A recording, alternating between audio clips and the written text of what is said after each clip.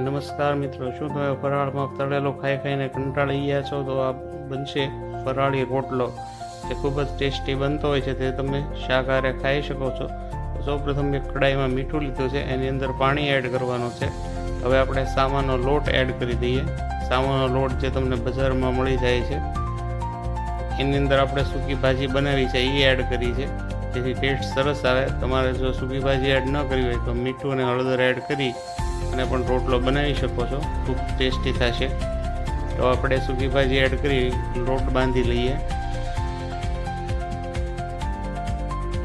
રોટલો બનાવતા તો મને નથી આવડતું, એટલે મમ્મી બનાવી દેશે. ખૂબ સરસ એવો રોટલો થશે. એમ આપણે બાજરાના લોટનો લોટ બાંધીએ એમાં જ આ લોટ પણ બાંધવાનો છે. અને હવે જેમ બાજરાનો રોટલો બનાવતા હોઈએ એ રીતે જ આ રોટલો બનાવવાનો છે. તો ખૂબ જ ટેસ્ટી એવો આ રોટલો બનશે. અને સૂકી ભાજી નાખવાથી અંદર બધા મસાલાને વઘારાવી ગયો, એથી રોટલાનો ટેસ્ટ સારો આવશે.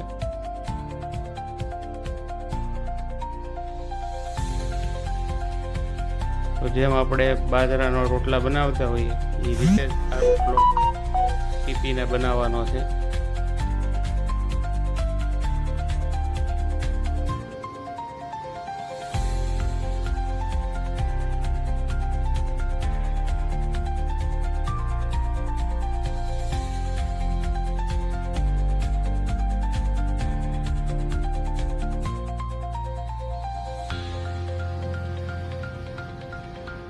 હવે એક તાવડી લીધી છે ગેસ ઉપર, એની અંદર આપણે રોટલો મૂકી દઈશું.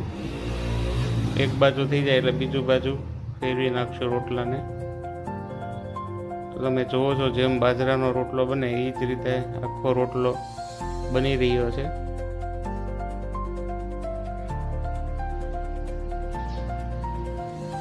તો મિત્રો, રોટલો આપણો બનીને તૈયાર છે. હવે આપણે ઘી એડ કરી દઈએ.